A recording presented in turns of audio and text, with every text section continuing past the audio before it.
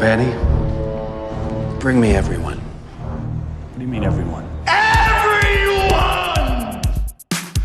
I have come here to chew bubblegum and kick ass. Barry Manilow know that you raid his wardrobe? Let me explain something to you. I am not Mr. Lebowski. You're Mr. Lebowski. I'm the dude. No one is to stone anyone until I blow this whistle. You can't fight in here. This is the war room. Surely you can't be serious. I am serious. And don't call me Shirley. Lord, you can imagine where it goes from here. Hello and welcome to Zedos Gang, episode number 38. On today's show we'll be talking about Star Wars, Spider-Man Homecoming and Escape from New York and a lot more up here in the Zedos Gang. How are you today, Joe?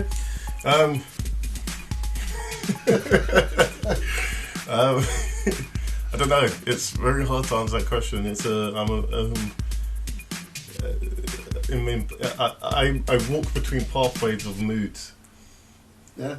that wasn't clear, but yeah, I'm bad right. day at the office. Not particularly bad. It's just coming off a really depressing weekend, so to speak. But yeah, other than that, I can't complain. Still got my arms and legs and whatnot. Some interesting films coming out. Some interesting movie news dropped over the weekend, and some video game news dropped over the weekend. But yeah, I haven't caught up with all of it yet. Oh, but, okay. It's getting there. Well, gaming wise, you're in for a treat. So I know there's a whole load of stuff. Yeah, that's right. But yeah, beyond that, yeah, I can say, yeah, no harm, no foul. What about yourself? Yeah, not too bad. Had a movie week. What's it? You know, movie marathon weekend. Movie marathon weekend. I had a couple of buddies from work come round to my place, and rather than go out and get drunk, we got drunk and just watched films. We had two bills. We had the double bill of Beverly Hills Cop and Lethal Weapon. Oh. We did that actually the following week. So this week we did Lethal Weapon 3 and 4, followed by Cop 2. What did they think of especially 4? I'm fascinated to know what people think about 4. To be quite honest, my friend Samuel, who he's quite a young guy. He's he's only just watched these films kind of thing, and he loved the first one, and he loved the second one, and he likes all of them, but he sees the difference as they get a little bit more cornier, especially the fourth one. But he thought the fourth one wasn't that bad. He was expecting it to be like dog shit, and you know what? I like the fourth one. In some ways it is, in terms of narrative and storytelling, but for what they did, it wasn't that bad, because you know what? It has more character than any of the films that come out. Like action movies that come out. And I think that's probably down to the fact that Richard Donner. Not Richard Donner, the actors. Because, they're playing the same characters. They've still got the chemistry, regardless. You can tell they're friends outside of work. Yeah. You know what I mean? Especially in the fourth one. Because you got to understand, most of that was ad-libbed. Oh, right. I didn't know that. No, 90% of that was ad-libbed. When they do that, there was a rough script for that movie. You know what I mean? The film was shot in 6 weeks. Oh, wow. It was shot in 6 weeks. At the time, it was like one of the quickest blockbusters to make. This is pre-Robert Rodriguez madness, but do you know what I mean? Like, it was tough to shoot, apparently, for Donner, but it was like how Michael Bay would shoot his movies, like on the fly kind of thing, and like, you know what I mean? Like, we haven't got a script, so shoot shit, which explains the Transformers movies. But once you understand those conditions for Lethal Weapon 4, it's not that bad a movie. We've all seen worse. Yeah. Under those conditions, and you know what I mean? That's down to the I think that's why they got Chris Rock in, for everyone to, bounce off the jokes and stuff. And do you know what I mean? Like, it was just, you know what I mean? It's not that bad. But anyway, that was Lethal 2. Lethal 4 even. Lethal 4. But I'm saying this though, Cop 1 and 2 holds up, son. Okay? Like, especially Cop 2. What I love about Cop 2, which I never noticed before, you watch Cop 1 and it's shot like a generic kind of 80s comedy kind of thing, and it was. You know what I mean? But Cop 2, getting Tony Scott, just brought that series to the next level. Like, the cinematography was typical Tony and Ridley Scott. You know what I mean? It had a very action movies edge to it.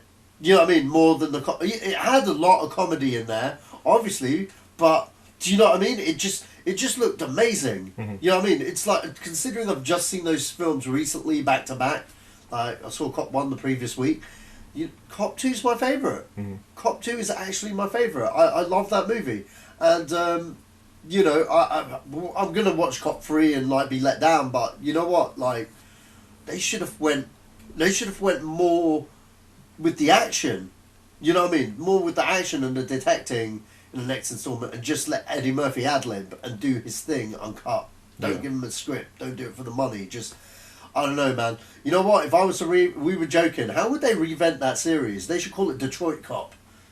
You call it Detroit Cop. I don't know. I guess that's a question for a later podcast. Yeah, but anyway, after that we saw Wild Things and One Night at McCall's. If you haven't seen One Night at McCall's, check it out. It's a bizarro movie. Yeah. It's I wouldn't equate to Very Bad Things, but when I first saw Very Bad Things, that's one of the darkest comedies I've ever seen. Since, and then after that, I would say American Psycho, but I'd put One Night at McCall's in between that, just because it can get dark. Yeah. And, I need to watch that again, actually.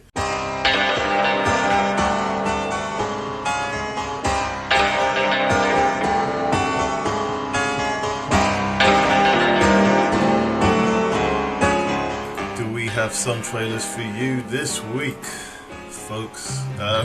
We start off with The Mummy, and this is the long not awaited reboot, or maybe it's been a while since. What was the third Mummy film called? Oh no, I never saw it. I know it had Jet Li and the Dragon. Yeah, Dragon and the Emperor's Tomb. Yeah, what was that like, Joe? Did you watch it? Yeah, I did. Was it as bad as people say? It's not good. Oh, okay. It's not good. See, I didn't like the second one. A lot of people love 1 and 2, but I didn't like the second one. And what annoys me about the second one was how much I loved the first one, and the hype around it, and the fact you had The Rock as the Scorpion King. Yeah, that trailer. I remember that trailer. I remember before that movie came out, I was in the States. Okay, I was in the States, and it was just about a release in the States. And all they did for when America really hype a movie, especially a blockbuster, they really hype it. It was everywhere. I couldn't escape it. It was in the drive-thrus. It was on the TV. It was on the radio. It was fucking everywhere. I'd just be like, Brendan Fraser and The Rock as the Scorpion King. That's all I would hear from that movie. And then when the movie came out, I went home, and then I had another 2 weeks of all the adverts in the UK. Got advertising it or whatever, and then when I saw the movie, I was expecting like some kick-ass movie. I got a CGI fuckfail of a fucking bullshit movie. Having seen it recently, the last half is guilty of that. Its build up to what is a letdown is what lets that film down, because it builds and builds and builds and builds. You're going to see this Scorpion King that you saw at the beginning of the movie, but you don't know what he's going to look like, and then it's okay. Yeah, like you know what? I think if the CG had worked out for them, then maybe. But you know, it just looked bad, and not even that. You know what? I haven't seen the movie in a long time, so I can't pinpoint exactly what I hated about it, because I didn't like it before you got to the end. I actually didn't enjoy it. Okay. Like within the first 10-15 minutes of the movie, I was like, fail. Hey man, if you want to see anything worse than that, then watch the third film. Yeah, well. But no, I love the first one, the first Brendan Fraser one. I have seen that a few times, even though the CG is a little bit dated now. It kicked ass, back in 99, and it was a really feel-good kind of ride. It kind of was good. Those movies were good because it was kind of like we had no Indiana Jones at the time. You know what I mean? And it had that feeling. You know what I mean? Yeah, because it was a period film. Yeah, it was a period film of that time. And Brendan Fraser had pulled that type of character off. Yeah, he was very Han Solo-ish mixed with. Well, it was his version of that character. Look, there's no one to replace Harrison Ford in my eyes. Well, there is a few, but you know what I mean. Like he still had that. Yeah, he had his type of charisma. He had his type of charisma, but it was a really good take on the Mummy. I mean, it was Here's the thing I'd like to justify. That was a reboot, okay, of older mummy films from the 70s, and before that of older mummy 50s. films from the 50s, okay? So it's not like this property's been rebooted to death. Mm-hmm. Yeah, but it's been done quite sparingly. I mean, Yeah. even this one, I think it's like, time now. Yeah, this is like 10 years later. 15. 15? What, Yeah. since the third one? Oh, no, if you're going from the third one, I think about 6 years. Is it? Yeah, about 6 years. Seems longer than that. No, because the third film came out really late. Yeah. 'Cause remember, before the third film, it was right. 2002. The Mummy Returns came out. No, the Mummy was 99. So, yeah, I mean, like, we're coming up, from the original Mummy, we're coming up 15 to almost 20 years. I think it might be 2001, the Mummy Returns, actually. But yeah. I know The Rock was still in the WWF at the time, so... That's right. But, I mean, you know, yeah, you're right. It is time for another Mummy kind of, like... And, to be honest, the Brendan Fraser one was a great movie, but they ran that series to the ground with those characters. I felt you couldn't take it anywhere. You could probably go on another adventure with him. You know what I mean? Yeah. But once he started having a family and shit, you know what I mean? Do you know where I would have veered off into that? Instead of just calling it the Mummy, just call it a completely different adventure with that same character. Yeah. And they could have spun off something like Indiana. You know what? They could have had him fight all the Universal monsters. Yeah, they could have. They could have in a weird way, but I don't know. They you know. But anyway, back on this film. Going back on this film. Now you've got Tom Cruise and what's his name? Russell Crowe. Russell Crowe in here. And the what's the Spanish? I don't know what her name is. Oh my gosh. What's her face? Can't call her what's her face. I'm calling her what's her face. But anyway, look, this movie, this trailer has me intrigued. Yeah, it has me very intrigued. I mean, like, you know, the opening. Well, it looks like a set piece or whatever with them on the helicarrier is nuts. It looks like something out of a Mission Impossible film. Yeah, you know what I mean. Like fair enough. And there's going to be a lot of comparison to this opening with the Mission Impossible thing, and there's going to be a lot of people talking about, oh, that's not like the Mummy. It's not supposed to be. It's set in modern day. Mm-hmm. You know what I mean?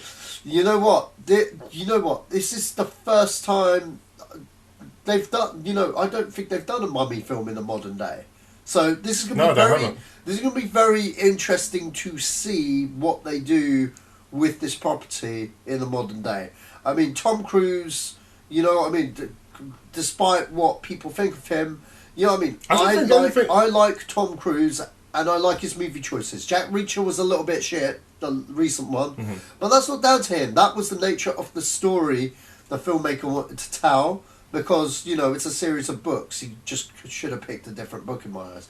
But anyway, but on this one, I mean, like, Tom Cruise doesn't sign himself up for bullshit scripts, and this looks great. 1 second, the actress's name is Sophia Boutella. Oh, that bit. Yeah, cool. She was in the last Star Trek film and Kingsman. Okay. Oh, was she the henchman in Kingsman? Yes, that's right. Yeah. Okay. Is she the mummy, or is she? Yeah, she's the mummy. She's the mummy. Yeah. Who's the female love interest? I don't know. Okay. I really don't know. Fair enough. She's clearly not important enough to be on the poster or in the credits. Yeah. But I mean, you've got a lot of action in the plane and the helicarrier and stuff. You see the new female mummy. It's a female one this time. You know, they're clearly doing something different and completely the opposite direction to the previous series. That's what I like about it. And that's also what I loved about Skull Island. You know what I mean? Skull Island was very, very different. You know what I mean? So it'll be interesting to see what they do here. I mean, like, it's made me go, okay, I want to see a little bit more. You know what I mean? Because there's not a lot that they've given us, really. No, not really. Other than plane crashes, this mummy's on the loose. Yeah, what I don't understand about this whole trailer is that, okay, so it looks like Tom Cruise dies in this because he's in a body bag. Yeah. And if something must have happened on that plane for him to have just got up and no one else, because everyone's in body bags. So that's the one mystery that I really want to. Okay, what happened on that plane why he's the one that's survived, or I don't know, something's clearly happened to him.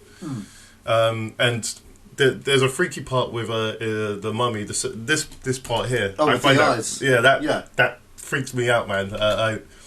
And it's a very simple effect, but it's freaky. it's freaky. And the production of this looks really good. Yeah, it's really good. As you said, for someone of Tom Cruise's quality to say yes to a film like this means something that the production's good or the script is good, and so it's. Because Tom Cruise doesn't align himself with shit scripts. No, he doesn't. Look, give or take what people think of him, like, I think that he knows quality in his scripts. You know what I mean? Like, seriously, like, I don't hate Tom Cruise movies. I really don't. No, I don't either. And like Jack Reacher too, misstep, but I could see why he stuck with the character. You know, he's obviously a fan. But I wouldn't blame him for that movie. Mm-hmm. And even still, it wasn't that bad. That wasn't that bad a movie. It was just, you know, not Jack Reacher 1. Yeah. I really liked the first Jack Reacher film.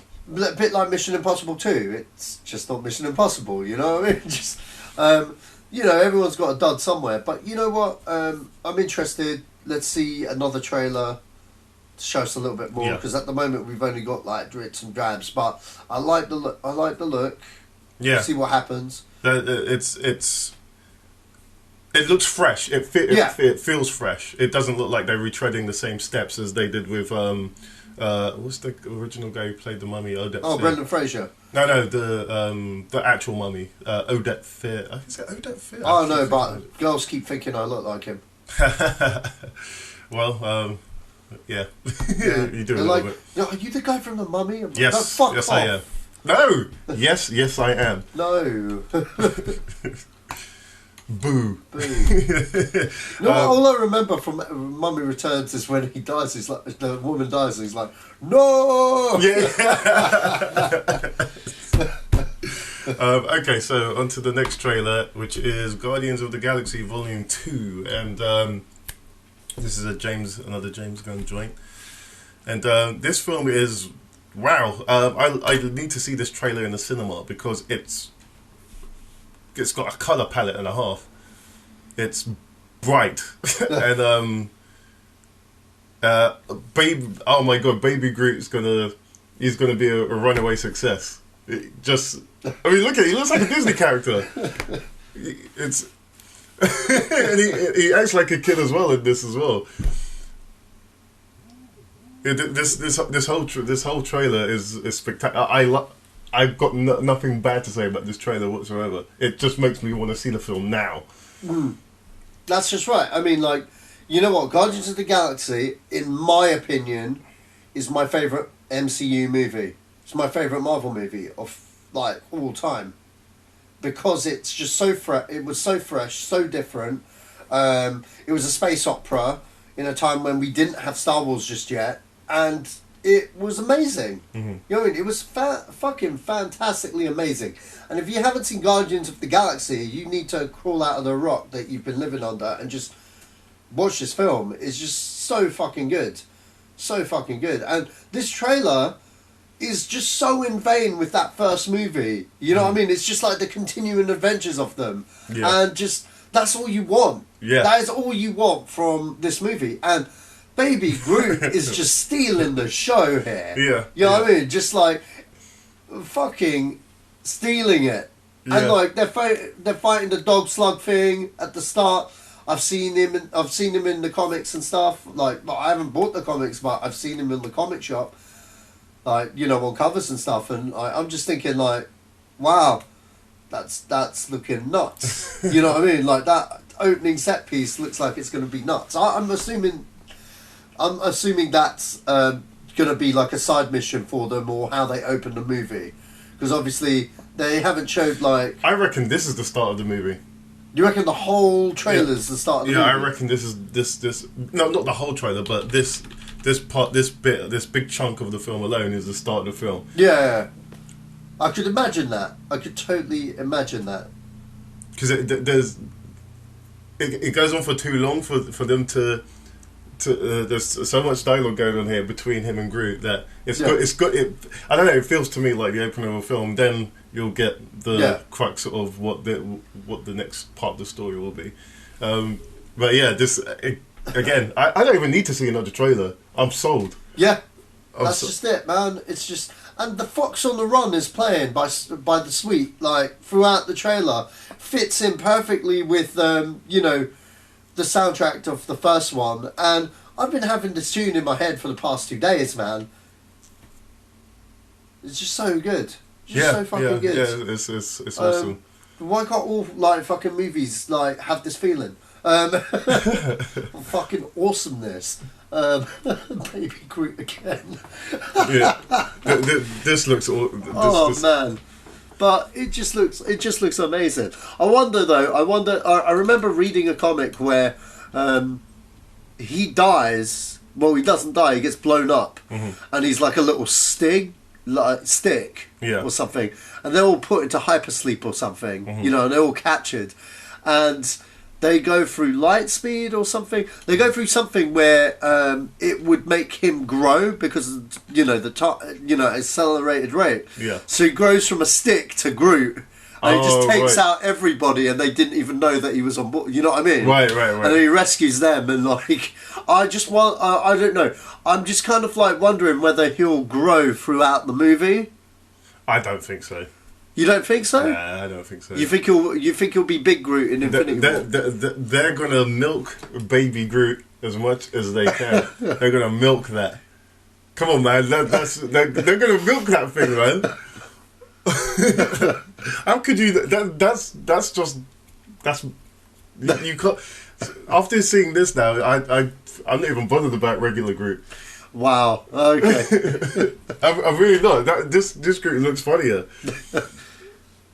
But yeah. Beyond that, the film looks great. Yeah. The film looks absolutely awesome. So, I can't wait. This comes out next year, right? Yeah, it comes out next year. Man, next year's going to be so fucking good for fucking Marvel movies. You got this, and you got the return of my favourite fucking comic book hero, Spider-Man. Oh yeah, there which you go. We'll get back to later. Yeah. Okay, so on to the next trailer, which is the Belko Experiment. And this is written by James Gunn. And directed by the guy who directed Wolf Creek. Let me find out who that is. Before I do that, so this to me, it reminds me of when I first saw Battle Royale. So Battle Royale was, it's because they're captured, they didn't know where they were. You got to kill all these people on this island if you want to survive. And they just got it in an apartment block. No, not an apartment block. It's a building. What kind of building is this? It looks like a medical office building. Like an office building, like a medical kind of trials kind of building. That's the vibe I got anyway. Yeah. And the fact that no one wants to. Sooner or later, if you're told to do something and you can't escape, and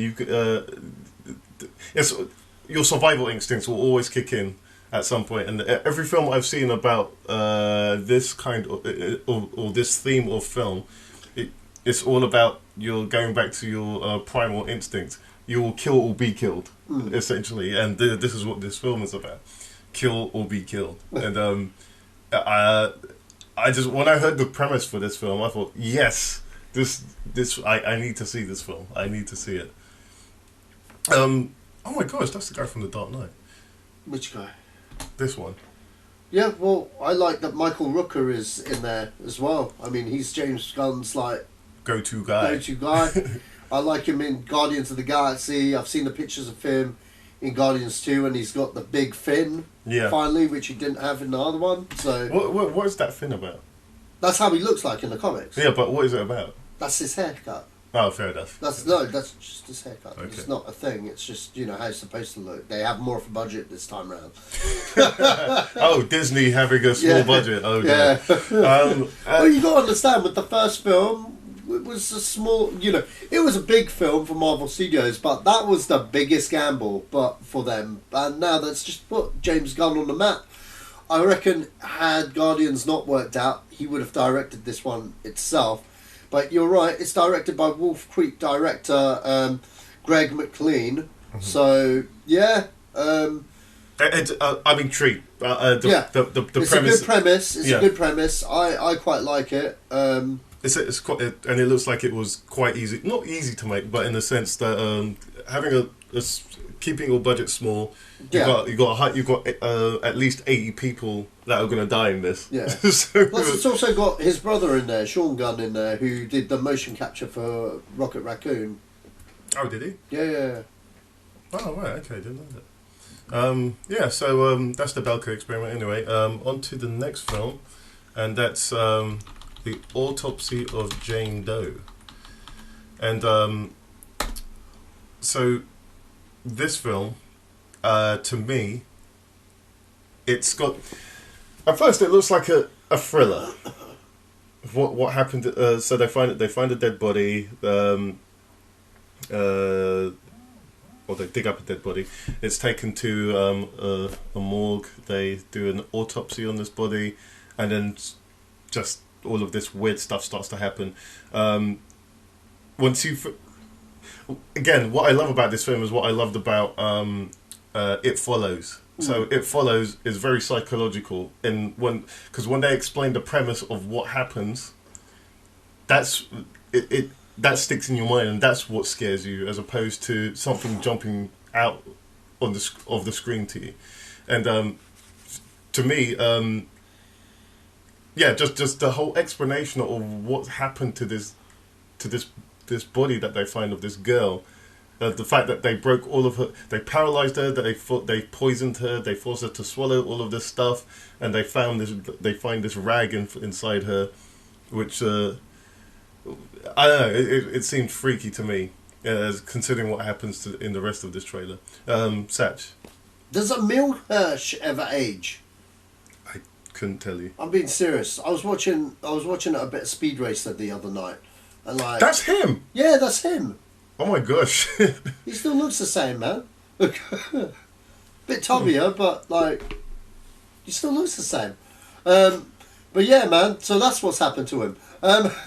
Now, this kid should be a lot bigger than he actually is. Emil Hirsch is very underrated. He's done more character acting than anything, you know what I mean? And he's always playing different roles. But, you know what? I always said this kid should have been Spider-Man. Oh, yeah, you did, didn't you? I remember you talking about he was like my first choice for Spider-Man. But yeah, he's, it's good to see he's got work. Brian Cox is in there. It's directed by the Troll Hunter director Andre Overdal. The trailer looks intriguing. It looks more like a thriller to me. What's that? What is that, man? What's what? Can't you see it? No, it's just a light. There's something coming out of it. Yeah. And that's what freaked me out. Oh, okay. Maybe it's a person. Sure, it's something, but okay. you can't see its eyes, and it's walking towards them in a very ominous manner. Okay. Well, you're doing it. Oh no! It's just the way the trailer was set. I don't think it was set like a normal horror movie trailer. Really, that's what I love about it. I feel the tension. Oh man! Yeah, but I'm intrigued. I'd watch this. I'd buy this for $1. Brian Cox looks completely different in this movie. I don't know. Whenever Brian Cox turns up in anything, he kind of looks the same as he's looked the same consistently for the past 20 years. Yeah, and he's a great actor. I think the only time he looked different was when he was William Stryker, but he's always got the hair and the beard and the glasses. Yeah, it's a classic. The character that he kind of plays, but yeah, this looks like horror thriller. Yeah, and I like that. Again, just have you seen It Follows, right?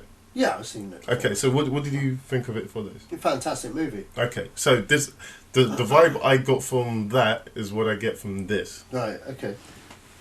But yeah, anyway, What's this one called? The Autopsy of Danger. Well, I don't know when this comes out. There's no date for its release. But I'm looking forward to this. I just like these type of films, and so more news on that as it comes by.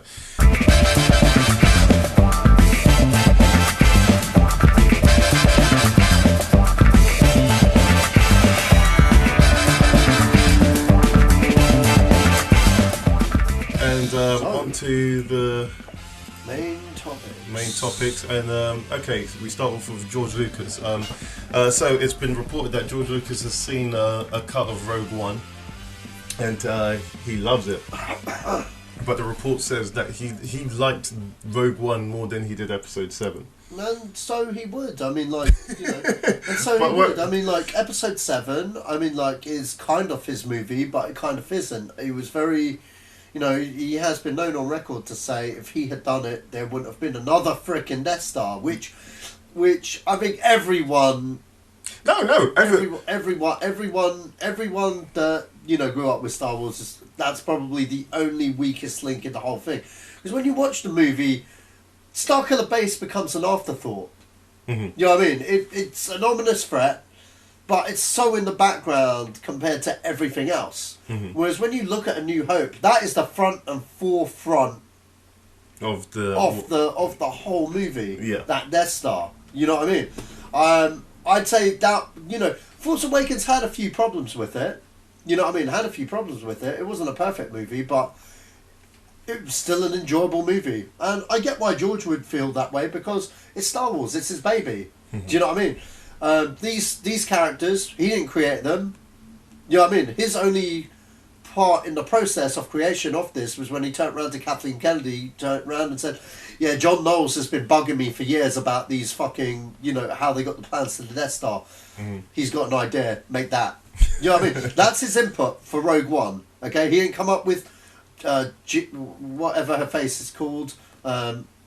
He didn't come up with these characters, you know what I mean? Yeah. So for him, he's one of us. He's coming in as an audience kind of point of view, and probably more so than us fanboys, because he created the universe. Yeah. So if he gives it the seal of approval, I've got faith in the film. You know what I mean? It's kind of like, you know, George likes it. A bit like the Han Solo comic. George likes that. Mm-hmm. The one Marvel are doing currently. He loves that comic. Oh, really? Yeah, he's been on the record of saying that. And George Lucas has been quite vocal on what he likes and doesn't like. Well, he can now. Yeah.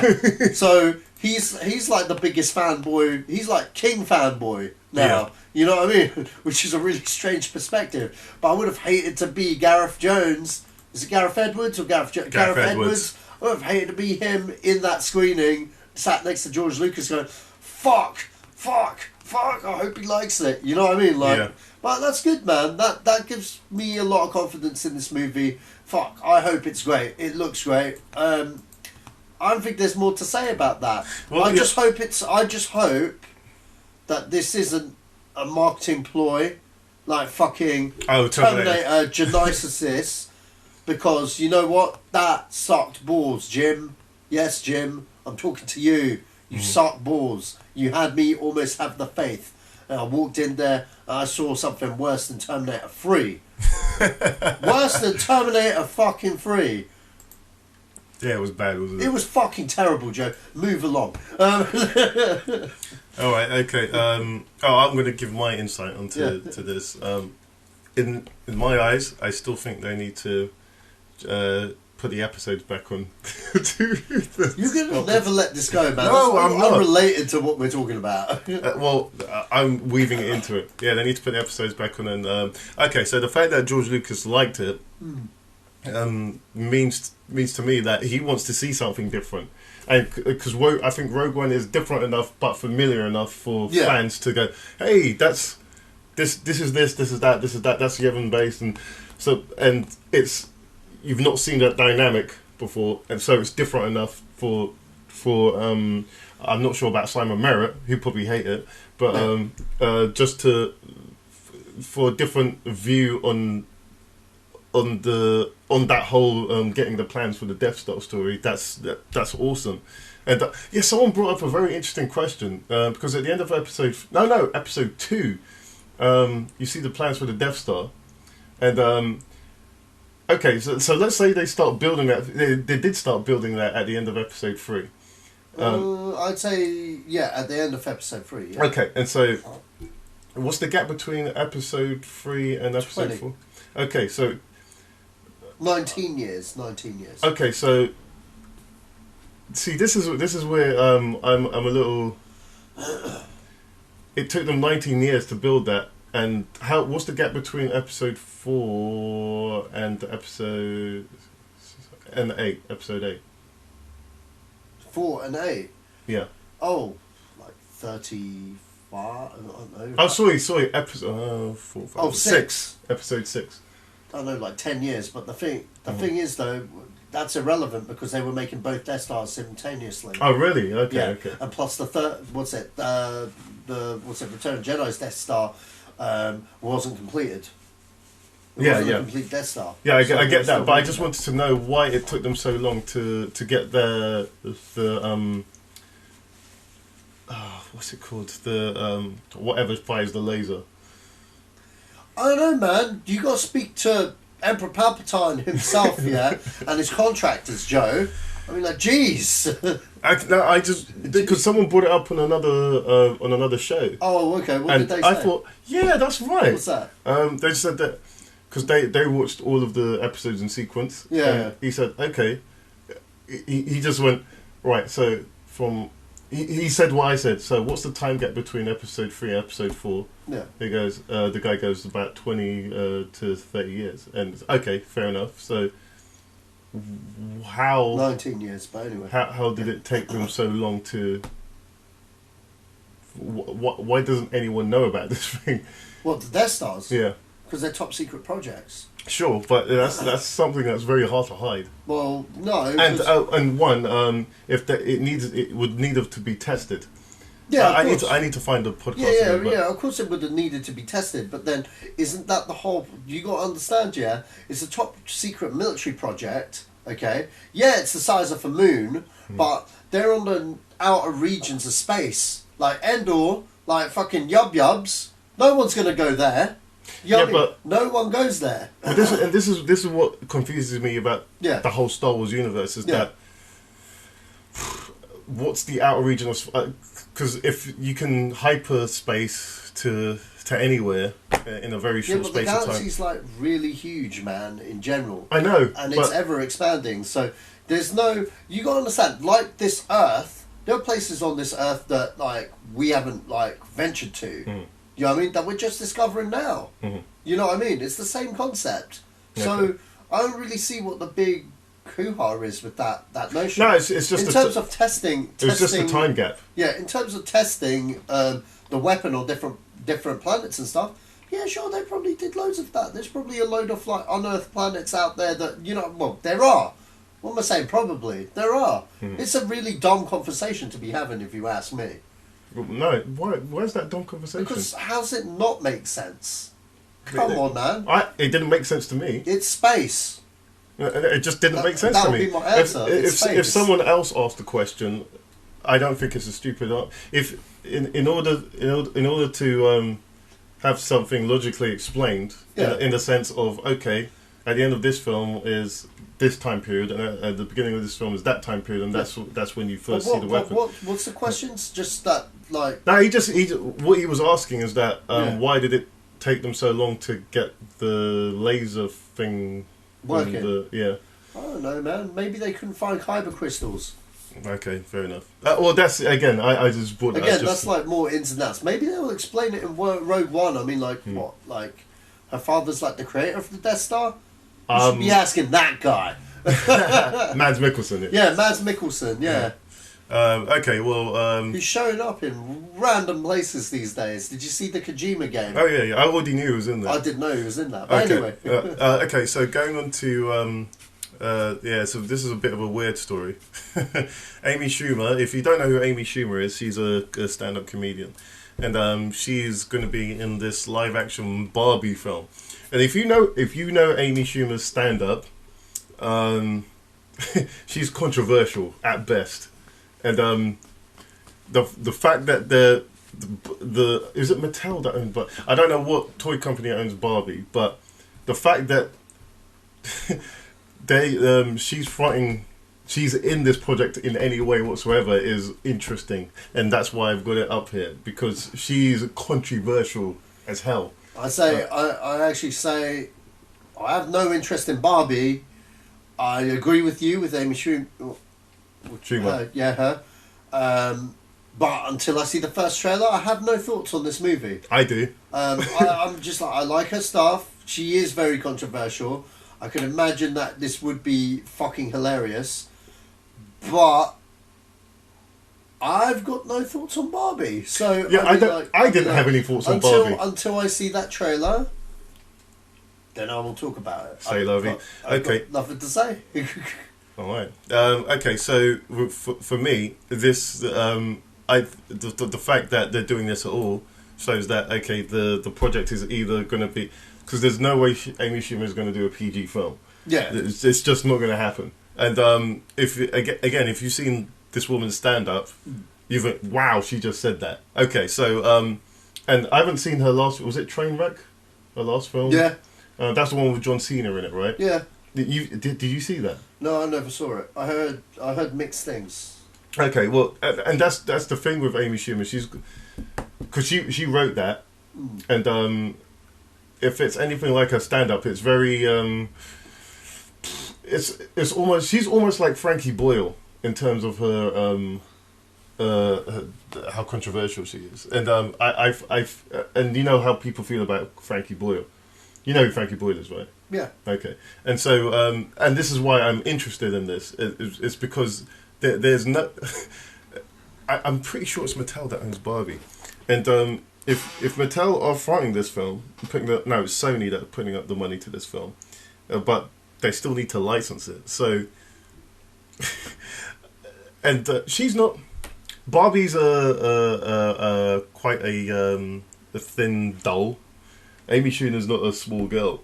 If she's playing Barbie, that's got a lot to say for about women as well. That in terms of how women are portrayed on screen as thin bimbos. It's not going to be about that. She's going to make a mark about what Barbie means to kids or children or people that used to play with Barbies around the world. And so just for that alone, I'm fascinated. I want to know who's directing it as well. I'm pretty sure they'll get a female director. But in my eyes, I think it's a very interesting move for Sony to do this, and you may not be interested in it, but I think in terms of women's image, I think this says a lot, especially because Amy Schumer's in it. That means that's good. This film's gonna make a big noise, whether it interests anyone or not. But I can't wait to see it. I can't wait to see what the script is about. I can't wait to see who's in it and who's directing it. And I can't see this will cost. Yeah, would it be about? Is she someone called Barbie? Is it the doll Barbie? Well, I guess that's not clear, but either way, I want to hear more about this film. Okay, on to the next topic, and Spider-Man: Homecoming. And so there was an event at I'm not sure where this event was. It's somewhere in Hollywood at the CCXP, and the people there were shown the trailer to the Spider-Man: Homecoming film, and it got a very good response. It got a very good response, and that can only bode well for Sony and Marvel going forward in their partnership. I mean, I know it's just a trailer, but gathering the response that it got and all the comments that were made, I think this bodes well. No? Yeah, I mean, look, the trailer's been shown. People are loving it. Now just show me this trailer. I need to see it. I need to see it now. Yeah. I know. Well, this is what I mean. The fact that they've made it aware that people have seen it, and we've seen people's comments on it, and it's that's got to be a good thing, because if it was the opposite, we wouldn't know this trailer was. Oh yeah, definitely. Yeah. I mean, I mean, you know, there's a lot riding on this on Sony's half. Oh, yeah. I mean, Sony have a lot riding on this. And you know what? It needs to be a success. It needs to be. Marvel can't lose Spider-Man. Okay? They can. Financially, they can. But image-wise, they can't. You got to understand, Spider-Man is Marvel. That's why they fought harder to get him than the X-Men back. They can forget about X-Men. They don't need the X-Men. They never needed him in the 90s or the 8. No, they never needed it. They never needed them in the 80s or the 70s. You know what I mean? They weren't A-list till that cartoon came out. But Spider-Man has always been the guy. When you thought of Marvel, you thought of Spider-Man. You know what I mean? Now you think of Iron Man. You know what I mean? Because of the movies. But now, you know what I mean? Like, there's a lot riding on this. And also, Spider-Man is the future of the MCU. You know what I mean? Once everyone's acting contracts run out from the main Avengers, you've just got the web slinger. You know what I mean? It's like, quite literally, yeah, you've got other characters, but he's the only heavy hitter. Or you could just recast everyone. Yeah, you could recast everyone, but like, do you know what I mean? I mean, like, at the moment, I don't see that happening straight away. I think in terms of recasting, I think Marvel are going to make this universe grow. Do you know what I think will happen? Do you know what Robert Downey Jr. is doing? He's showing up in films. I think that's how it will be. And that's why I think Thor will show up every now and again. They'll just say, "Hey, Chris, do you want to play Thor for this film? Here's the money. Do you want to do it? Sure, I'll do it for this film." And he can do that film and then do whatever he wants for another few years until they ask him again. Yeah. Or until they recast it. And so I think. And yeah, because there's so many characters in the MCU, they can just concentrate on other characters like Ant-Man or the Wasp. I can't name any of the characters at the moment, but there's hundreds of characters. Yeah, you got Doctor Strange, you got Luke Cage. I mean, like, hell, they could give some of the Netflix people their own screen debuts if they really wanted to. They're in the power to do so, and some of those characters are bigger names than the stuff that they're bringing out on the silver screen, man. You know, Daredevil, he's already had his movie. You know what I mean? They could do something. You know what I mean? Yeah, they could definitely do something. At the same time, I can't wait for this trailer. I want to see it. I want to see some vulture action or some shocker action. Let's see what they do, man. Yeah. I'm guessing this trailer is gonna land either this week or next week, but it's gonna be either before Star Wars or whilst on Star Wars. So yeah. Oh yeah. I just got a text from Colin, and he said the Spider-Man Homecoming trailer will be here at the end of the week. Sweet. Yeah. So and the Transformers last night, which I kind of don't care about, but I'm intrigued to see, will be here today. So I don't know when that will land, but I'm sure it'll be. I don't think it will land while this podcast is on. Okay, well, on from that to a Escape from New York reboot, and details have come out about the John Carpenter's reboot, and I'm not sure how I feel about this. I had the story here somewhere and it's disappeared. Well, anyway, do you think Escape from New York needs a reboot now? Oh man, that's all I got to say. Just I have a lot to say about this because I read the whole article. I read all the changes as well. Let me start by saying this, okay? Escape from New York is a remake. I think why don't they just do a Metal Gear Solid movie? It's essentially why that's not going to happen. It's essentially Escape from New York. But at the same time, I'd be interested to see an Escape from New York movie on one condition, and this is the only condition, and the same thing everyone else would be interested in. If Kurt Russell was Snake, you know what I mean? Because he's old enough. He's always playing the character oldie. I mean, like, he was like 21, 22 at the time when he played it. But you're supposed to believe that this guy was a war hero before. You know what I mean? A little bit unbelievable. But you bought it anyway because it was Kurt Russell. It was 80s and whatever. You know what I mean? You just went with it. But if Kurt Russell did it now, you totally buy it. You know what I mean? You totally buy it. You look at him, he looks like he's been through some fucking shit. You know what I mean? And like, you know, I just, you know, even just remaking it, just leave it alone, man. Some 80s movies you just got to leave alone. You know what I mean? I think it's right for it. It's right for a reboot, but at the same time, I wouldn't want to see one. Yeah. You know what I mean? Unless I knew that it was being done out of love. You know what I mean?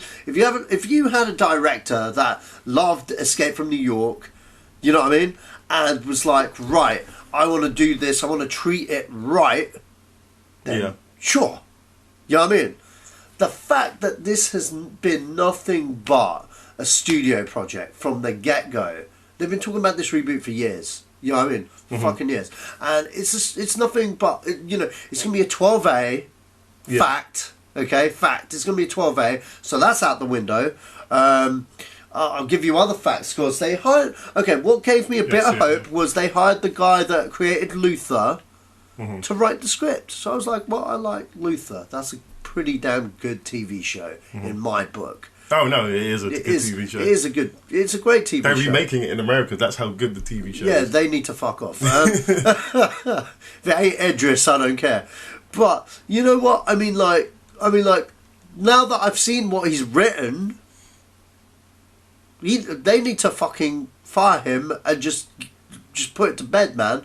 It's like Snake Plissken is Snake Plissken.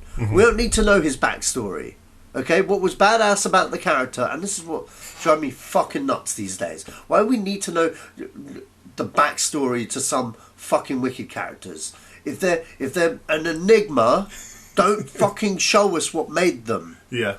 Heath Ledger's Joker was amazing because we didn't know where the fuck he came from. Yeah. You know what I mean? Darth Vader was far more interesting when we didn't know he was a whiny little fucking bitch. Okay? He was a more powerful character when we didn't know he was a whiny little fucking bitch. Now we know he's a whiny fucking bitch. Yeah. You know what I mean? Like, kind of cheapens the character a little bit, I feel. Some people might disagree with me here, but sorry, he was a lot more powerful in the 90s when he was the baddest villain alive. You know what? Fuck it, he still is, but you just choose to forget the bitch past, man. But like, you know what I mean? Like Snake Plissken. Do I need to know that they're trying to make his name Robert Plissken? I don't even know why they're doing that. I don't know why they're doing that either. He's from an abusive childhood. Why? Exactly why? Couldn't he just be the best of the best that got taken out from a long time ago and no one knows and everyone thinks he's dead? Couldn't he just be that guy? What I loved about Escape from New York was like everyone's like, Snake Plissken, thought you were dead. It's like, you know what I mean? Like, I love that about it because it wanted you to want to know more, but you didn't have to know more. Yeah. You know what I mean? That was like, oh man, you know what? Fuck this reboot. Fuck it. And what? And what? Lee Van Cleef's character is a fucking female fucking love interest? Get the fuck out. You know what I mean? Like seriously. Like no. Sounds like you're liking the sound of this reboot. No, this reboot sucks balls, man. It's quite literally some person up in fucking who's got the rights to this? Is it Fox? Sounds like a fucking Fox thing. No, I don't think it is. Is it Sony? No, Fox don't do that anymore. Is it Sony? Because it sounds like something. Yeah, this sounds like Sony. This sounds like something Tim Rothman would do. Who's it by? I mean, seriously, it's gonna be fucking pissed off. I mean, fuck. So like, female fucking love interest. Yeah, jog on. Fucking. Yeah, it is Fox. New York is not a security prison. It is Fox. It is Fox. Yeah. Yeah, those foxes from Fox need to shoot themselves in the head, man. All right, seriously. I mean, fuck. That's quite a grim image. Yeah. How is it not? Why is it not a security prison? What the fuck is it now? Either way, like, no, they need to just fuck off and just like fucking, I don't know, bastardize something else. So you'll be first to get the ticket for this film? No, I ain't watching it. Fantastic. Fucking ain't watching it. Well, I mean, look, this isn't set in stone yet, so this could change. I could change my opinion if they have a kick-ass trailer and whatnot, but I'm just fucking no. No, fuck Escape from New York reboot, man. It's like, they haven't got a director yet. Hopefully it'll be like Gambit. It'll never come out. You know what I mean? like, I'm surprised they got a script. You know what I mean? I know they've had multiple, like, oh, we want to get this person and that person. You know what? The only person that could save this, the only person contemporary outside of John Carpenter that I trust with this is Robert fucking Rodriguez. Okay? Oh, right, yeah. If they said Robert Rodriguez was directing it, I guarantee you we'd get Kurt fucking Russell. Okay? Yeah, he would as well. Exactly. He wouldn't fuck it. You know what I mean? In fact, he's good with Fox. I hope he gets it and rewrites the whole fucking script with Quentin. Okay, just fucking hell. Well, he's doing Battle Angel. Actually, he's probably already finished that. Yeah, exactly. That's what I say. Get fucking Robert Rodriguez on this shit. And then, you know what would probably end up happening? John Carpenter will end up fucking writing the script himself. We'd probably get Escape from Earth. Escape from... Oh, well, yeah. Just with the, that was supposed to be the third film, Escape from Earth. It was supposed to come out in 2001. Never came. All right. Well, we know how you feel about that. Yeah. So, you know what? You know what's interesting, Kojima fans? The original script for Escape from LA, he was supposed to have a clone. Oh, right. Okay. Yeah, he was supposed to have a clone. Well, okay. I didn't know. Yeah. Kojima, you don't steal jack shit, do you? Just saying. He's admitted that he stole that. Yeah, I know he did. But, like, there are some fanboys that are like, oh man, he's official. Yeah, no. None of that is original. It's all mishmash of lots of different mythologies. Exactly. So, but no, I just fucking hate. Yeah. Anyway, moving along. Okay, moving along. John Williams. Okay, so this is good news for me. Or any Star Wars fan, I guess. John Williams is going to start scoring episode 8. He's got 4 months to do it. And he might be using the London Symphony Orchestra again, which I hope he will do. Because as I mean, I've got the score on my shelf, but I noticed a distinct difference between the London Symphony Orchestra and I think it's either the Boston Orchestra that he used. I can't say that they have the same. It doesn't feel the same as the London Symphony Orchestra. Well, it doesn't sound the same. I mean, it sounds similar, but it's the little nuances. I mean, like, you know what? I could hear it. Mm-hmm. I could hear it once you told me it wasn't the London Symphony Orchestra. Once you hear that, you kind of sound the difference. But you know what? It was a great score. Oh yeah, I'm not taking that away from it. Yeah, you can't take that away from it. But having it back at the London Symphony Orchestra will make that little difference to all you music heads that know your shit, like how Joe does and whatnot. I think this is a great thing because it's John fucking Williams coming back. Yeah. I can't think of an episode film without him. Yeah, you know exactly. Because I'm all down for Michael Giacchino doing his thing on Rogue One. I think he's going to take over. You think he's going to take over? Oh yeah, long term? definitely. Well, that's cool. I liked his score to Super 8. It sounded very much like a John Williams film. Mm-hmm. And what I like about Giacchino when he did the Mission Impossible films, he kept a lot of the same themes. Yeah. And he even went back to the 60s films. Yeah. Yeah. And he's a good successor, I think, a perfect successor. But we'll have to see. How he does with Rogue One, but in terms of Williams coming back for the episodes, love it. Love it. So did he come back for Jurassic World? No, he didn't. That was Giacchino. Was that Giacchino? Mm-hmm. Well, there you go. I mean, like, guys already doing Williams shit. But again, with Giacchino, because I haven't heard him do a Star Wars film yet. And he's only had 4 weeks to do Rogue One.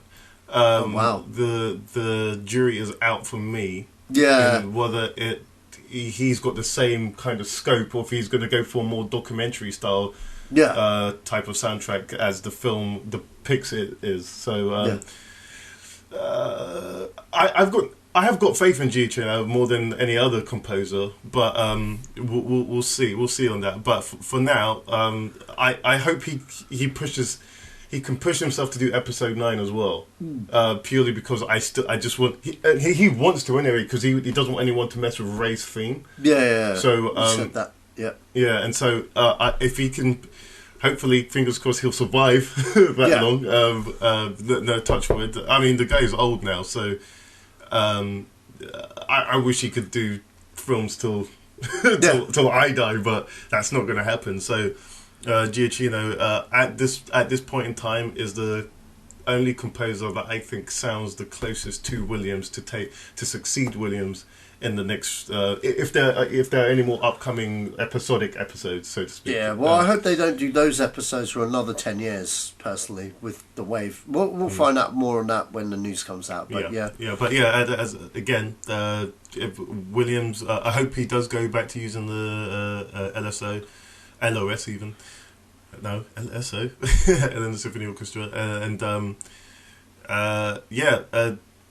that to me will be the best. I'll be first in line to get that soundtrack when that happens.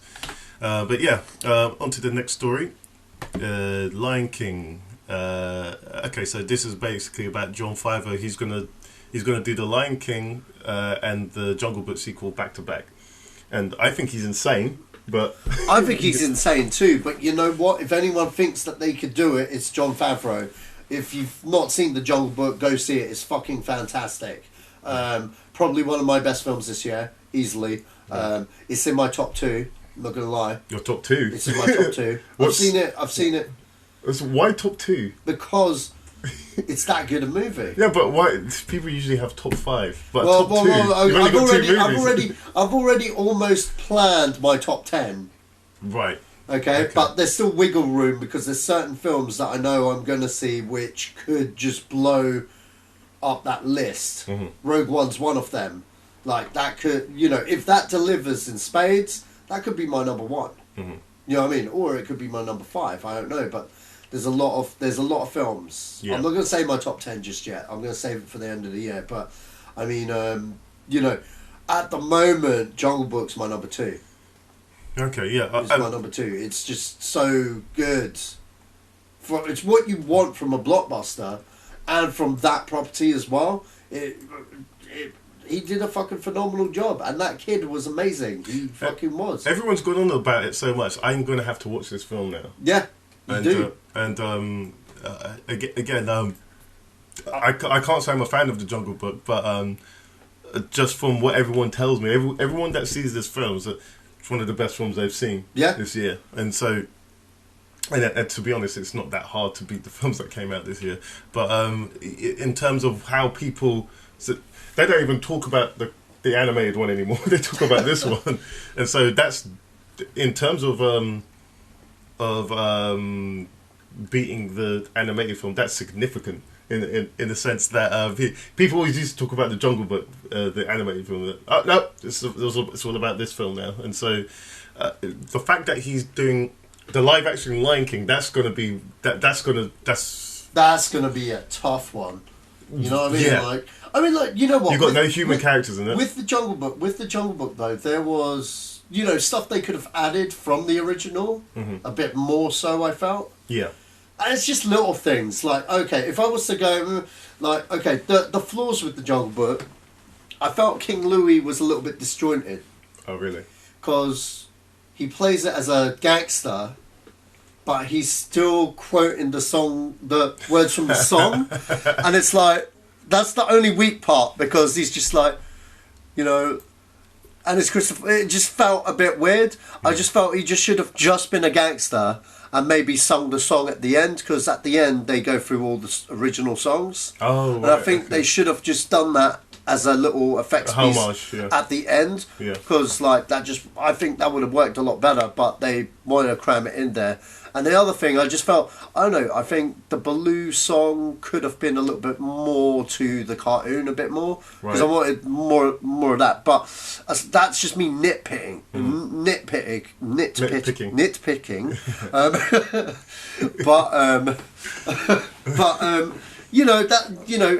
Everyone's going to nitpick a little bit, but overall, they brought a lot of new content that wasn't in the original film. They changed it up. They had a lot of homages. It was really good. It was a really good take. It was a really good fresh take. And Baloo was fantastic. The wolves were fantastic. Yeah. Everything was... it was a great movie. Yeah. It was just a damn great movie. I think with the sequel, I'd be intrigued because I didn't know this, but it had the Jungle Book actually has like 2-3 books. Oh, right. Yeah, it's based on a book series. Yeah, and obviously various depictions of cartoons and films that have gone on have taken different elements from the books to, you know what I mean? So that's probably where they're going with the source material, kind of thing. In terms of The Lion King, yeah, that is a tough nut to crack, but if anyone's going to do it, it's him. It's him, because Jungle Book was that good. I'm surprised they haven't asked him to do a Star Wars film. Well, he was my first choice. And to direct Episode 7, and that's mainly based on the way he talks about films when he was filming Iron Man for the MCU. When he was doing the press tours for Iron Man while they were making the film, from when he got the job, etc. I was following Iron Man like a hawk, because this was a big deal, because it was a Marvel film. And it was just, even, you know what, it's because of him the MCU is the way it is. Because they've all followed his aesthetic. Yeah. You know what I mean? They may have strayed from place to place, but, you know what I mean? Like, if you look at Iron Man 1, it was physical effects first, then all CGI. I know they've strayed from that, but he was the guy that said, no, we need ILM.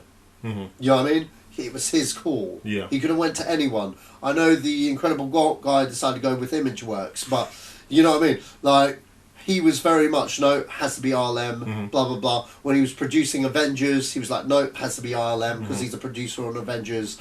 You know what I mean? And he, you know what I mean? Like, he was just pro-physical effects. And he was just saying that Star Wars, the original Star Wars, was the blueprint. ILM. You know what I mean? It was the blueprint in terms of the physical effects and stuff. And he's a big Legend of Zelda fan. He's a big Star Wars fan. And, you know, there are Legend of Zelda and Star Wars references in his movies. You know what I mean? Especially Saphira. Yeah. And I thought he would be I thought he'd be a guy in a Star Wars film. Hell, in the Clone Wars, he voices one of the characters. The more I hear about the Episode 7, there's so many people are in that film that that make these tiny cameos. Yeah, so I don't know, man. I think maybe he will direct a Star Wars film at some point. I reckon it'll be an anthology. I don't see it being an episode at this point. But, you know, hopefully it'll happen for him one day. I'd be very interested. I do really want to see him do another film with Vince Vaughn again. Yeah. Because I feel they have such a fantastic chemistry. They've got good chemistry. And he should have been doing films with Vince Vaughn all the time. As far as I'm concerned. All the time. Like, I think he should speak to Vince about being in the MCU or something, because man needs it. Just saying. Yeah. You know what I mean? Like, I mean, that's okay. Yeah, I don't want to go to focus too much on that. But there's something else I wanted to say about Vince Vaughn, because he's good at drama. Yeah. And I thought he should try drama again. He'll just do something dramatic. Well, I think that's what he's doing now, because he did True Detective, which was... and, you know, he's been laying off the comedy roles off late. Yeah. You know what I mean? So I think he's trying different things. But then there's that rumour about Wedding Crashers too. Yeah, so we'll have to see, man. Okay, so on to the next story, and this is one for the anime fans, and well, I think it's more mainstream now than anything else. Okay, so there's an anime called out at the moment called Your Name, and it's a body swapping anime. It's in the same vein as Vice Versa and Freaky Friday, and that time when Wolverine and Spider-Man did it, which I think would be great in an MCU film. Could you imagine that if they had a Spider-Man movie, but Hugh Jackman is fucking Peter Parker and Peter Parker is fucking Hugh Jackman? Oh my god! I would pay top dollar to watch that movie, because it would be joke. Yeah, it would. It would be joke. The dynamic for those two characters is so different. Yeah, it would be. Do you know where that concept came? Because they even did it in one of the animated cartoons recently. The writer of the comic, Brian Michael Bendis, they used the Spider-Man character in a really weird way in the X-Men or something. I don't know. They used a character in a wrong way. Either Wolverine or Spider-Man. When he didn't write a thing, and he was like, "Fuck it, I'm Freaky Fridaying it." To get the characters where they needed to be for the following episodes, right? Kind of thing. So he did a Freaky Friday as a thing, and you know what? The dynamic was perfect. Nice. It was perfect, because Peter Parker's like Wolverine, and he's like Yeah, this is what I mean. It's like, I want to talk about. I want to talk about that more in depth. Yeah. But yeah, I want to talk about that more in depth at some point. But going back to this, so this has made I think 44 million on its debut, which is the highest for a Japanese anime film worldwide. So my question to you is, do you think people are opening up to anime around the world now because we've been exposed to anime for like 20 years now, and it's got more into this subconscious of the West? Yeah, as opposed to. I think you know what? I think Disney tried to execute this about 10 years ago when they were doing the Ghibli films and giving them theatrical releases. I think the thing is with that, I think it could work. It could work. They just need to market it more. Because even though Disney were behind it, they didn't push the marketing for these films. Yeah. You know what I mean? And that's ideally what it is. I mean, like, the Ghibli films, re-release them with a decent voice cast. You know what I mean? And just hammer it out during, like, summertime or whenever the kids are off. And you'll get butts and seats. Yeah, but again, because some of these films... I think the only thing stopping it marginally is the fact that it's the 2D film. Does that make sense? Sure, yeah. So... Yeah, but yeah, that's... Okay, so that's another thing, that they can market in the sense that Japanese anime always look like this. Yeah. And I don't think it's likely to change anytime soon. Yeah. And so they've got that angle that, hey, this is... I think people are educated to know now what anime is. Yeah. And... I mean, when I was at school, I'm segueing a little bit. When I was at school, I brought in Camp Police with me to learn to my friend, and a comment from one of my my fellow students said, "Yeah, you're such a fucking baby. Grow up." I was like, "You don't even know what this is."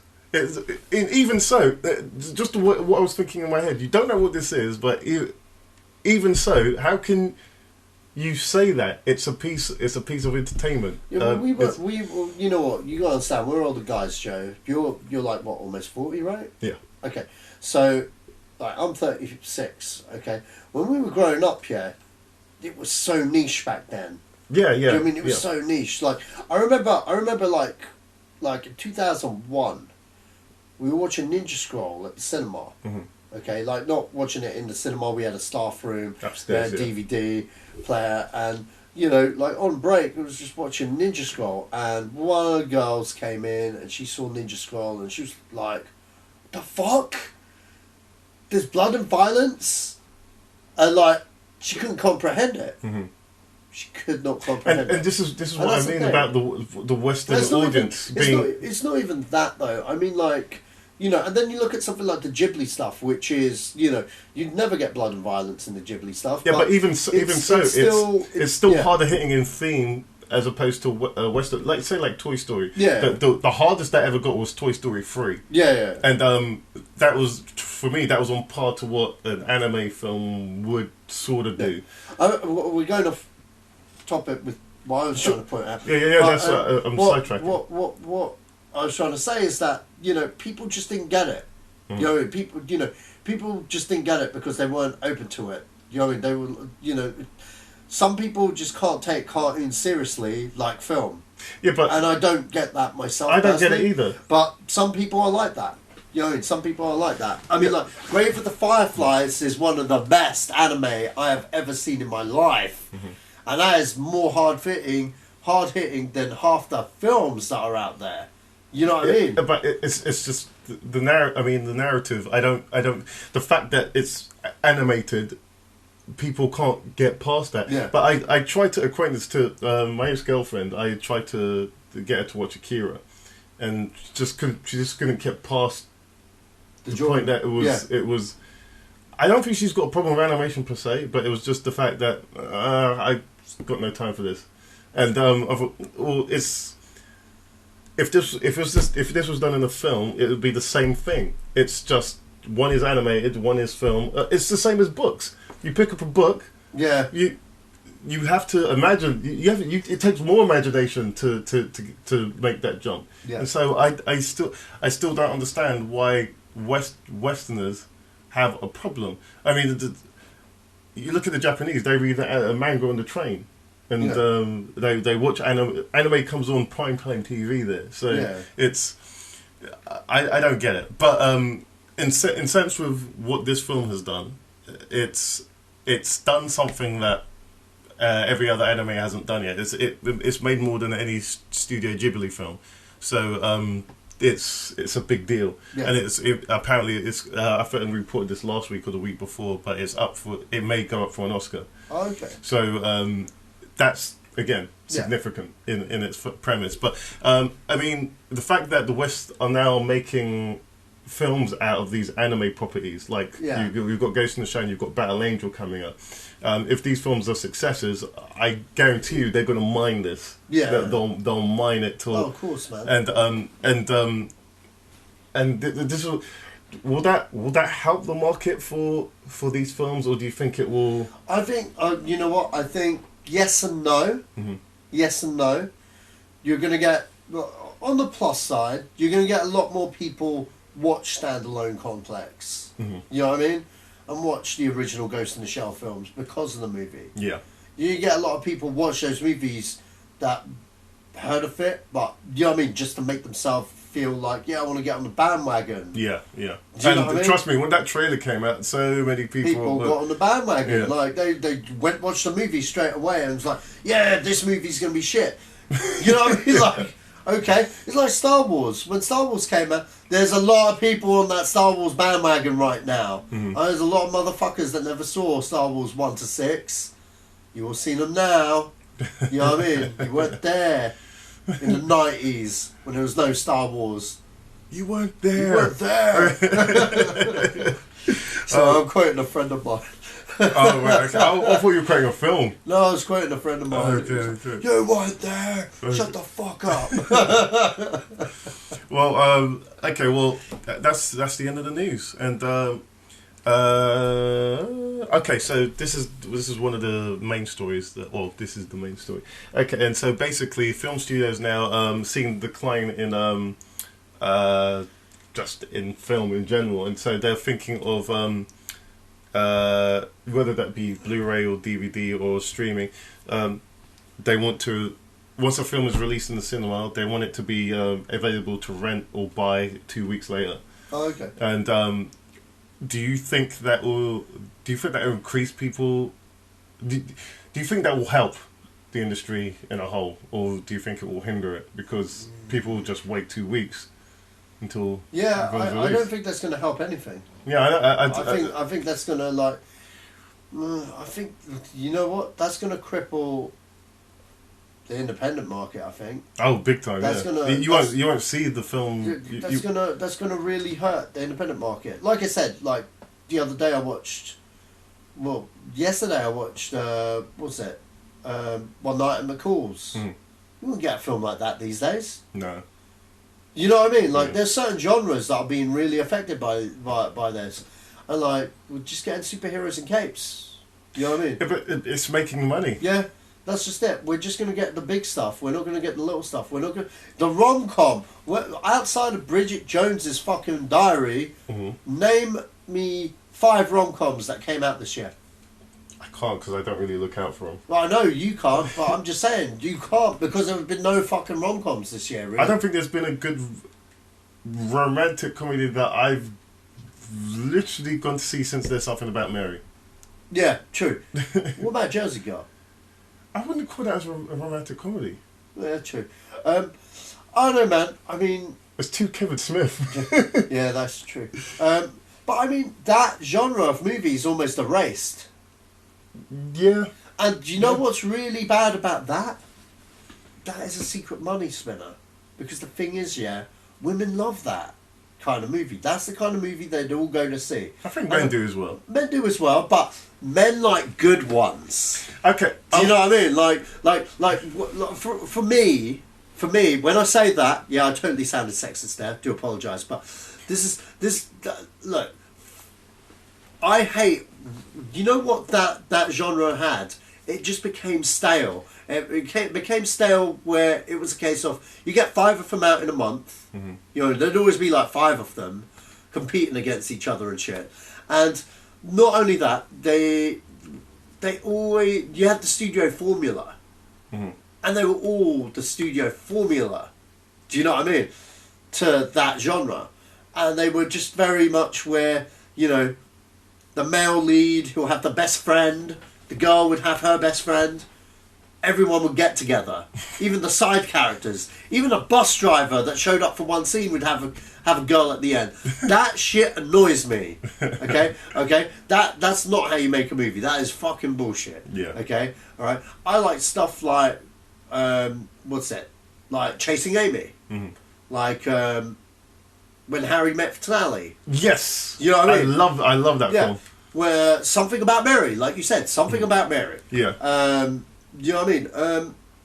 You know, something where it's that with a little bit more edge. Yeah. Where it's a little bit more realistic, a little bit more not gritty, so to speak, but just something closer to what you've experienced. Yeah, exactly, and something where the dialogue is actually funny. Yeah, and not fucking bullshit. Cliched bullshit. Yeah. You know what I mean? Have something that means something, and those are the best romantic comedies. Why do you think they're fucking regurgitating Bridget Jones in her fucking diary? Oh no, that's just another book. By the way, I'm sure they're good movies. I've just not personally watched them. The third one is a pretty good film. I'll probably watch it and enjoy it. But do you know what I mean? I don't actively go watch those movies, but when I do, I pray that I watch a good one. You know what I mean?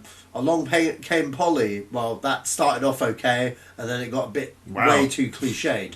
You know what I mean? Completely forgot about that film. Yeah, because it was a bit forgettable. You know what I mean? But do you know what I mean? It's like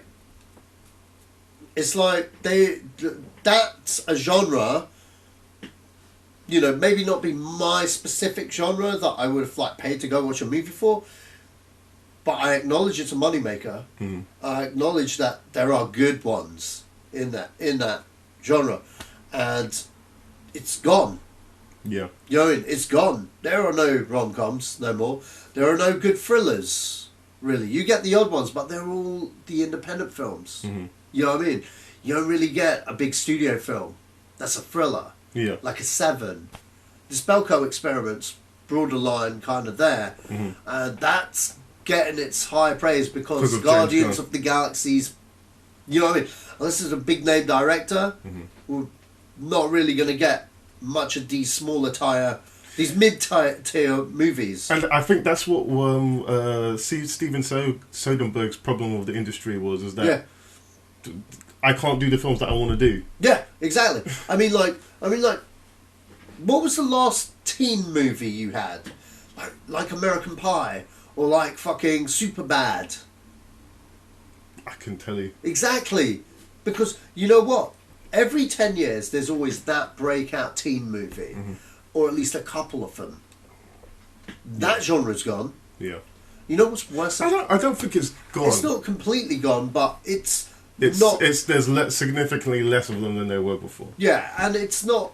Do you know what I mean? That was a kind of movie that would always be in the theatre. Yeah. You know what I mean? And I'm not seeing it there anymore. You know what I mean? And that was like, you always knew the good ones from the bad. Yeah. You know what I mean? Again, you know, everyone has, but you know. That's two genres. Action movies. Action movies suffer a lot because they are so generic now. I think there's another wave of good ones coming back now because of Keanu Reeves and who we were just talking about him. What's his name? Tom Cruise. Tom Cruise have made that genre. Yeah. Action movies sane again. Yeah, but action movies are in a weird flux. You know what I mean? They're always in a weird flux at the moment. Before, that was the only genre. That was the blockbuster. Yeah, that was the blockbuster. That was the blockbuster. Okay, you'd watch something like fucking Michael Bay's The Rock. Okay, and be like, "Fuck, that's where the money's spent." You know what I mean? And it just looked great. Now it's just stapled shit. Okay, so, I'm going to wrap this up in a minute, but the one thing I wanted to... I saw when that changed. The moment that 24 and Bourne came out, 24 had the type of camera work that you don't see in in on a TV drama series. Yeah. Because it was handheld. Yeah. And it was the camera was constantly moving to zoom in, or it was behind something. And when you got Born, same type of camera work. And the type of hero that was the protagonist was very different to the action heroes of the 80s and 90s. Yeah. And that changed everything. Yeah, but that's just it. I mean, like, action's a funny one. Like, look, here's the thing. I will give a review. Well, an opinion anyway. I really like Doctor Strange. Yeah, I know you do. I really like Doctor Strange because, Marvel have done some great things with their films. Mm-hmm. But I just felt Doctor Strange was very generic for Marvel. Yeah, it was very different as well. I get that. I get that you think it was generic, but it wasn't about its story. It was about its visuals. Yeah, oh yeah, definitely. But I just felt they could have done a bit more there. I don't think they could have. No, I think they could have. They can now. They got the money for it, so they could have. They can now because they've established that character now and what he is, what he can do. Yeah. And the fact that he can die. Yeah. Before that, no one knew who the hell Doctor Strange. I did. I only know who Doctor Strange was about a year ago, or when it was announced. Like, Doctor Strange, what's that? Yeah. Okay. Oh, right, he's a Marvel character. Cool. Yeah. Fair enough. You're like, I'll go with this one. This isn't the other guys. Yeah, well, this is what I mean. And you had to really make a stretch to. All right, okay, I'll buy this. Yeah. But it was. I wouldn't like to be the one. You've got to write this, and it's got to make 600 million. But I don't know, man. This whole thing, I just see like certain genres being fucking booted out. I mean, it's not a definite, but they're trying to plug a hole, and I think one of the main problems is with this is that theatrical ticket sales it costs so much to go out to a cinema and watch a film. Back in my day, it cost you nothing or near to nothing to go watch a film, and that's the difference. Yeah, you have to save up to go to the cinema. That's right. And beyond that, there'll be more news as that comes along.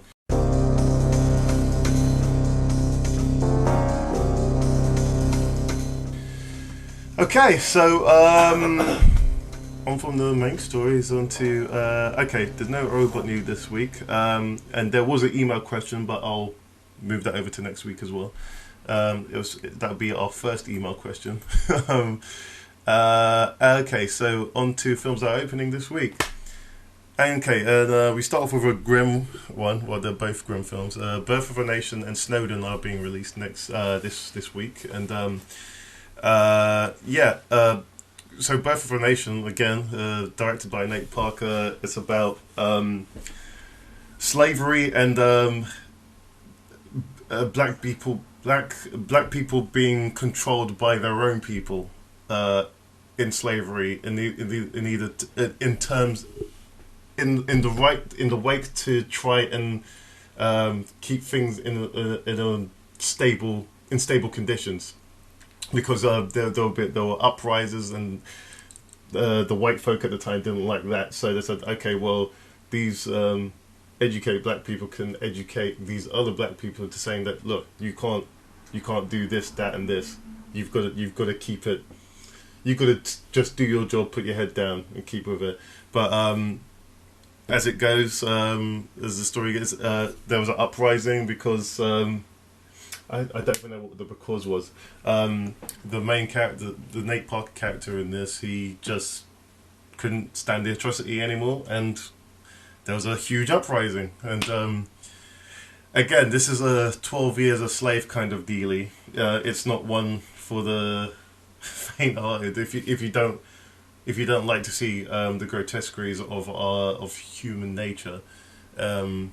I can't say this is the one for you to go and watch, but if you want to see something that is in line with what American history was like, this is especially Black American history versus White American history, the version that old White Americans would like to have, and the version that Black Americans lived through. This is one to see. Snowden. Oliver Stone film, good to see him back. But again, about privacy And I don't really know much about this film. I know Shailene Woodley's in this film and Joseph Gordon-Levitt is in it. Satch, you're an Oliver Stone fan. Am I? I don't know. I used to be. Well, first off with Birth of a Nation, I've seen the film. Yeah. I saw it was in the States. Very good film. Very good film. Very hard hitting. Definitely an Oscar contender. Really? Definitely an Oscar contender. I don't know whether the surroundings about what's going down with Nate Parker will impeach any of that. Yeah, it so that might not put it into the Oscar running, but it should be. It should be. Very good performances by Nate Parker and by who's the guy that played the Lone Ranger? Army Hammer. Hammer, yeah, very very good performances from both of them. Could I ask you something about that? Sure. When you saw it, did you seen 12 Years a Slave, right? Yeah, I have. Did you get the same vibe? Yeah, you totally did. All right. It's very hard to watch in some places. You actually see someone get their teeth removed with a hammer. Oh! And they don't cut away. No way. Yeah, it's a practical effect. It's fucking hard to watch, man. Yeah. Jeez, man. Yeah. It's nuts, man. It's nuts. But yeah, it's a very good film, very powerful film. Do urge people to check it out. As for Snowden, yeah, well, the trailer looked great. I love Joseph Gordon-Levitt. He's amazing. Yeah, he's a really good actor and a director. Yeah, Oliver Stone. Yeah, he's had his hit and misses. Lately, a lot of misses. You know what I mean? Like, don't get me wrong. Look, Oliver Stone, loved his work back in the day. Yeah.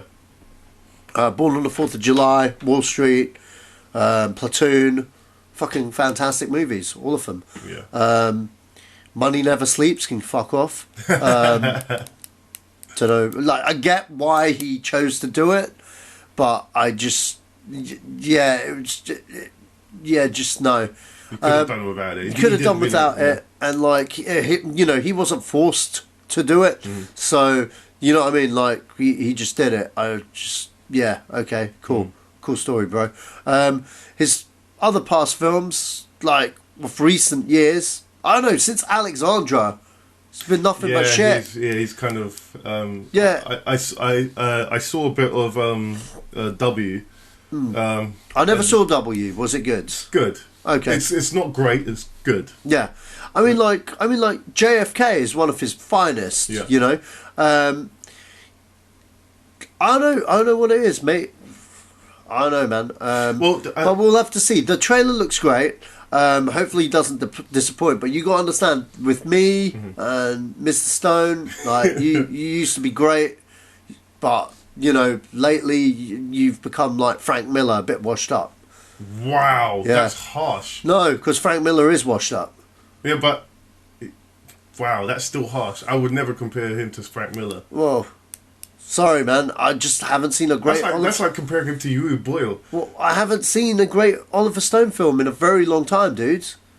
Okay. It's very, very rare when I say this about someone that was great. Do you know what I mean? He's just, I don't know, man. He needs to do a heavy hitter. I'm praying this is the one, because the trailer did look great. The cast looked great, but the cast always looks great. You know what I mean? Yeah. They always look great. Well, in saying that, both these films come out this week, and this week would be the 9th of, well, that would be the Friday of the 9th of December.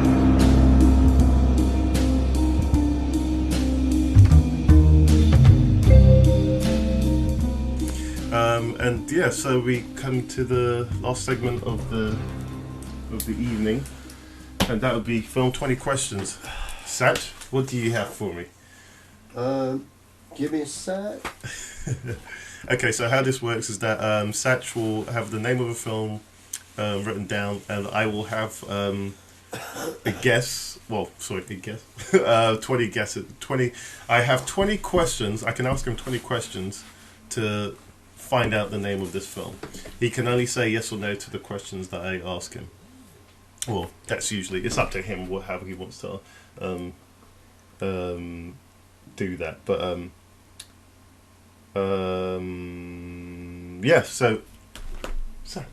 Yep, I've got it. Okay, fantastic. Is it Star Wars?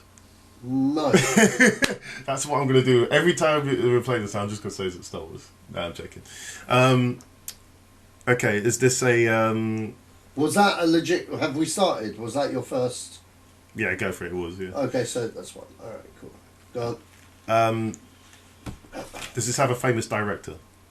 Yes. Ensemble cast? Yeah. Oh, yeah. Are you sure? Yeah. Okay. Does it have a famous female lead? No. Okay. So, famous male lead then? Yeah. Those yeahs are not filling me with absolutes. Okay, they are famous, but they're not Famous anymore? Yeah, they're like you'd know them. Oh, okay. You know what I mean? All right. They're not in the public eye anymore? Yeah, definitely not in the public eye anymore. One of them's dead. Wow, that's definitely not in the public eye anymore. He's not been in the public eye for a real long time. Okay. And the other guy, this is the last of the hint. Well, this is still hint one, just because I think it's unfair if, like, you know, you be. The other guy had a very big movie this year, and he wasn't the main character. Okay. But yeah, right, okay. he rocked up in there. All right. Okay. So, was this film? Was this film made in the past 3 decades? So, is it the 70s, 80s, 90s, or 2000s? Okay. Yeah. Okay. I was thinking because we're now in the. Yeah, 2000. Well, yeah, 2010s. So, yeah, it'll be from the 80s onwards. Yes, around since the 80s. Yeah. Okay. All right. So, it's an action film. It's got action in it. Action drama. No. Action comedy. Yes. Okay.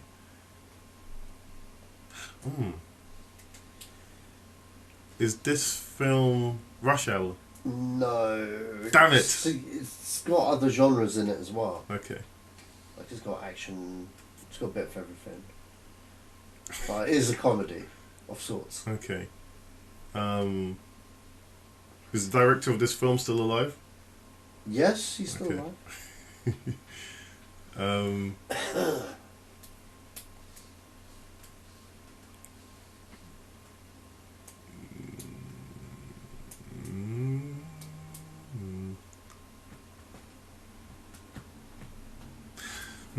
Does this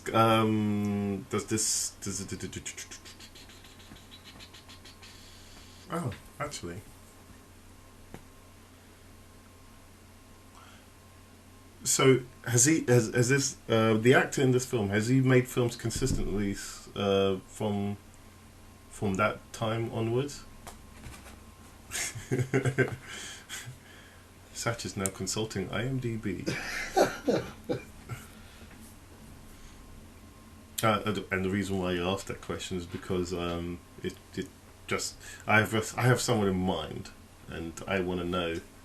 Well, if it's Well, I wouldn't say consistent. Well, hang on, wait. He's in a lot of films, but.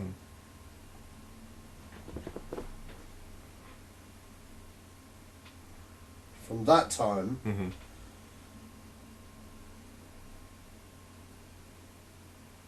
From that time. Yeah, he has been in a lot of films from that time. Okay. All right then. But he's not always been a lead. Right. Okay. He's kind of. He's had bouts where he has been the lead, but he's had a lot of bouts where he's been supporting. Right. Okay. Are there any? Has he been in any?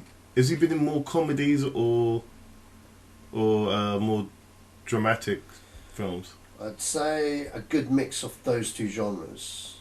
I did one huge blockbuster. Okay. How many questions have I used? 10. Okay. I'm now seeing a lot of films that I didn't even know he was in. Wow. Okay. And they're all like stuff we've all seen, but all right. he's not the lead. Okay. Does he? I need to get a different angle here. Is there a director that he usually works with all the time? Not that I can make out. Okay, so he's for hire with anyone. Yeah. Okay.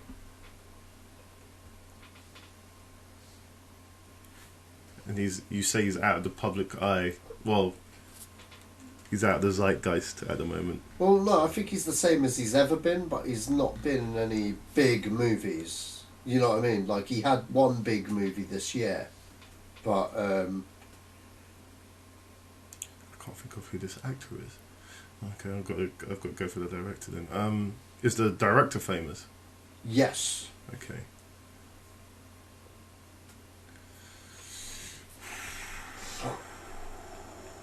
Is the director John McTiernan? No. Okay. This director hasn't done a lot in recent years. But he's from that era. He's from the 80s, 90s era. Yeah. Okay. He's also an actor as well. Oh, really? And he's in the movie. That's a big hint. Predator? No. Okay. Just looking at... Yeah, he hasn't directed anything since '95 though. Wow. Jeez, I can't think of who that is. Yeah, he may as well be dead and loving it. But no, he's still acting. Okay. He's doing a lot of voiceover roles. Okay, the film. Okay, so... a lot of voiceover roles. Oh, right, okay. Yeah, that's confusing the hell out of me now. What...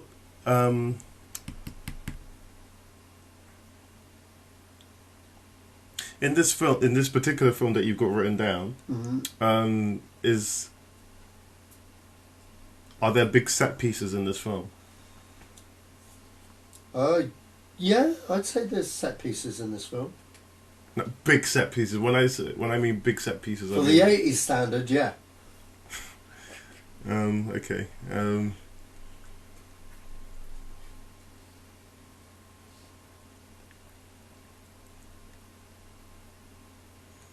It's not a Bond film, is it? No.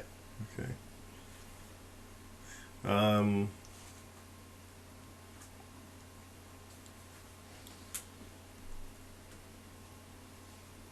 Is there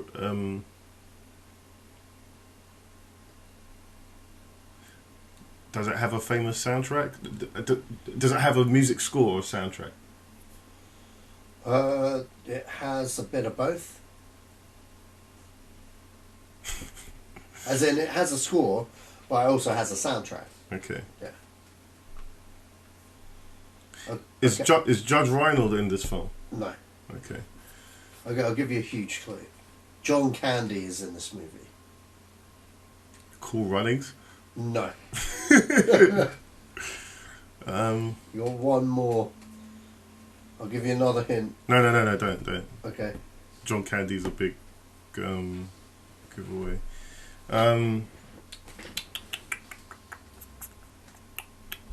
No, if I gave you that other actor, you'd get it. Planes, Trains and Automobiles? No. Damn it. Do you want to know? Yeah. Spaceballs. Okay. Do you see what I mean? It's got set pieces. It's more than just action. I would never have got this. Yeah, Mel Brooks is the... Yeah, Mel Brooks. Yeah.